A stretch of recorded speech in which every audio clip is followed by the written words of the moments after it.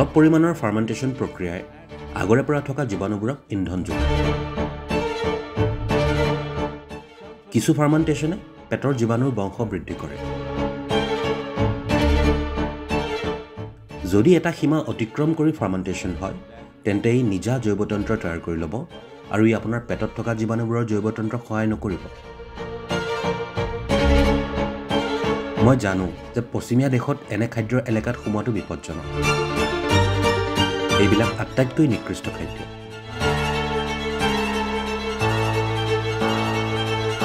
Fermented খাদ্যই মানুহৰ বোধ শক্তিৰ ওপৰত কেনেধৰণৰ প্ৰভাৱ পেলায়?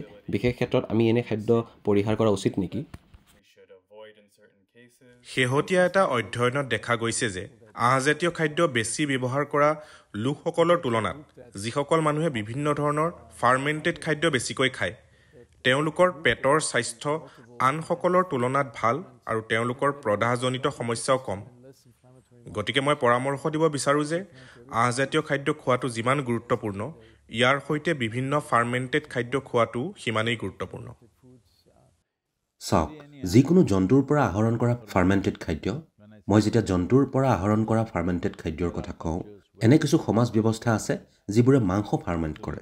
আক্ষৰিক অৰ্থত পচা মাংসকে অতি জুতি লগা খাদ্য বুলি গ্ৰহণ কৰে। পৃথিৱীৰ কোনো কোনো অংশত এইদৰে খোৱা হয়। এইদৰে খোৱাটো আটাইতকৈ নিকৃষ্ট পন্থা। কিন্তু এইবোৰ ঠাইৰ সমাজ ব্যৱস্থাত এনেবোৰ খাদ্য জুতি লগা খাদ্য হিচাপে গণ্য হ'ল এই কাৰণে যে এইবোৰ অঞ্চল অতি শীতপ্ৰধান আৰু বছৰৰ বেছিভাগ সময়েই বৃহত্তৰ পৃথিৱীৰ আন ঠাইবোৰৰ পৰা বিচ্ছিন্ন হৈ থাকে। অতীজত তেওঁলোকে যদি খাদ্য খাব লগা হয়, তেন্তে পচা মাংসকে খাব লাগিব আৰু তাৰ আমেজ ল'বলৈ শিকিব লাগিব, নহ'লে তেওঁলোক মৃত্যুৰ মুখত পৰিব লাগিব। একেদৰে মই জানো যে পশ্চিমীয়া দেশত এনে খাদ্যৰ এলেকাত সোমোৱাটো বিপদজনক। চীজো একেধৰণৰ বস্তুৰ পৰাই আহিছে। যেতিয়া শীতকাল আহে, কেলৰি আহৰণৰ বাবে তেওঁলোকৰ ওচৰত চীজৰ বাহিৰে আন কোনো বিকল্প খাদ্য নাথাকে। যদি মোকো সোধে আৰু যদি আপুনি বোধ শক্তিৰ বিষয়ে চিন্তা কৰিছে, এইবোৰ খোৱাটো আটাইতকৈ বেছি ভয়ানক। আমি যেতিয়া বোধ শক্তিৰ বিষয়ে লক্ষ্য কৰোঁ, সেইটো এইদৰে চাব লাগিব যে যি খাদ্য খালে আপোনাৰ শৰীৰটো গধুৰ আৰু অস্বস্ব যেন অনুভৱ হয়, আপোনাৰ এনে অনুমান হয় যেন শৰীৰে বস্তুটো হজম কৰিবলৈ বহু কষ্ট কৰিব লগা হৈছে, তেনে খাদ্য বোধ শক্তিৰ বাবে ভাল নহয়। Because body is made like this. If any one activity takes too much energy and effort, the other activities will recede. It's as simple as that. কাৰণ শৰীৰটো এইদৰে তৈয়াৰ কৰা হৈছে যে যদি কোনো এটা কাৰ্যত বহুত বেছি যত্ন আৰু শক্তি খৰচ কৰিব লগা হয়, তেন্তে শৰীৰৰ আনবিলাক কাৰ্য তল পৰিব। ইমানেই সহজ কথা। ধৰি লওক আপুনি আপোনাৰ ফোনটো ভিডিঅ' চোৱাত বেছিকৈ ব্যৱহাৰ কৰিছে। যেতিয়া আপুনি ফোন কৰিবলৈ বিচাৰিব, দেখিব যে তাৰ শক্তি নাই, ইতিমধ্যে বেটাৰী শেষ হৈছে। ইও ঠিক এনেকুৱাই। আপুনি এটা স্তৰক অত্যাধিক ব্যৱহাৰ কৰিলে আন স্তৰবোৰ তল পৰে।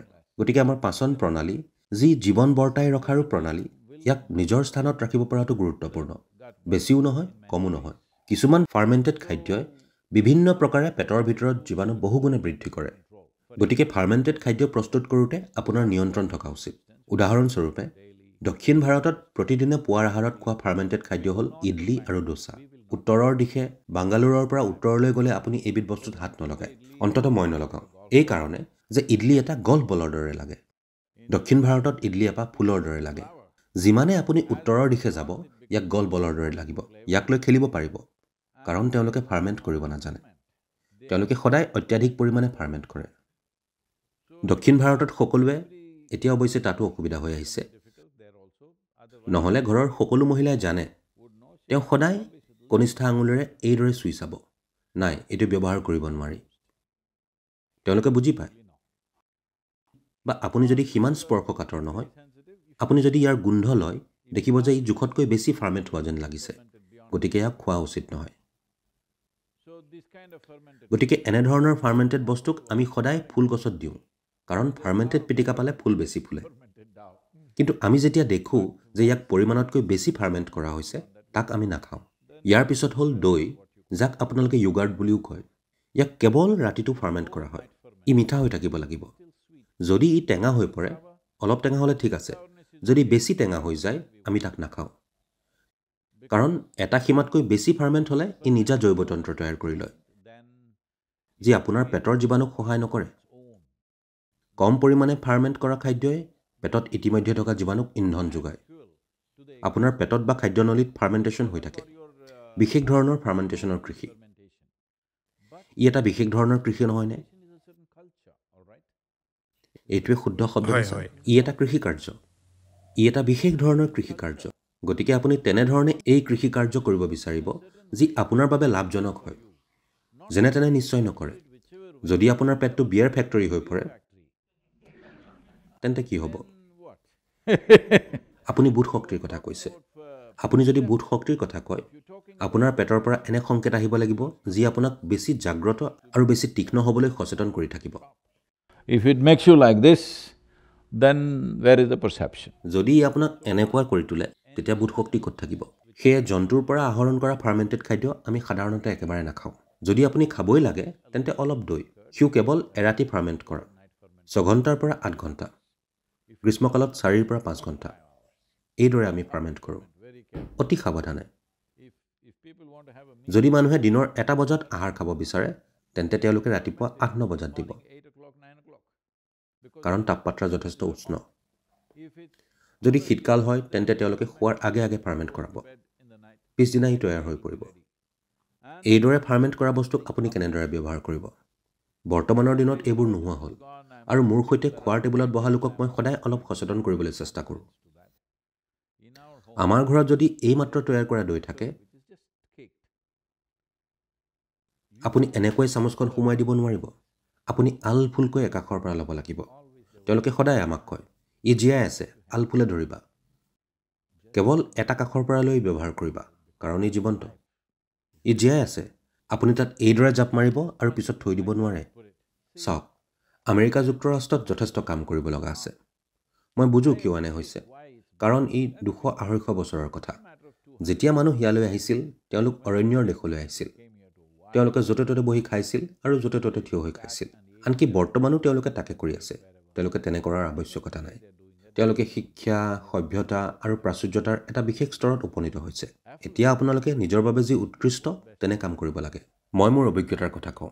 এদিনাখন মই ৱাশ্বিংটন DC চহৰৰ ব্যৱসায়িক অঞ্চলত গাড়ী চলাই আছিলোঁ। ৰাজনৈতিক অঞ্চলত নহয়, ব্যৱসায়িক অঞ্চলত, য'ত CEO, উকিল আদি থাকে। তেওঁলোক কোন মই নাজানো। তেওঁলোক হয়তো CEO হ'ব পাৰে। সকলো ডেকা, বয়স 35 বছৰৰ তলৰ, যুৱক যুৱতী, নিঃসন্দেহে আমেৰিকাৰ আটাইতকৈ প্ৰখ্যাত বিশ্ববিদ্যালয়বোৰত শিক্ষিত লোক। তেওঁলোকক দেখি তেওঁলোকৰ সাজ পোছাকত বুজা যায় যে তেওঁলোক বেছ আদ্যৱন্ত। তেওঁলোক বাহিৰত থিয় হৈ আছিল। সেই সময়ত দিনৰ 12:30-12:45 বাজিছিল। মই ভাবোঁ তেওঁলোকৰ দুপৰীয়াৰ আহাৰ খোৱাৰ সময়। আৰু তাত কিছু ঠেলা গাড়ী আছিল। মই নাজানো, তেওঁলোকে হট ডগ বা তেনে কুকুৰৰ অংশ বা গৰুৰ অংশ কিবা বিক্ৰী কৰি আছিল। অতি সুন্দৰ সাজপাৰ কৰা এই পুৰুষ মহিলাসকলে হাতত খাদ্য লৈ থিয় হৈ এইদৰে মুকুৰা মুকুৰে খাবলৈ ধৰিছে। এই দৃশ্য দেখি মোৰ চকু পানী ওলাল।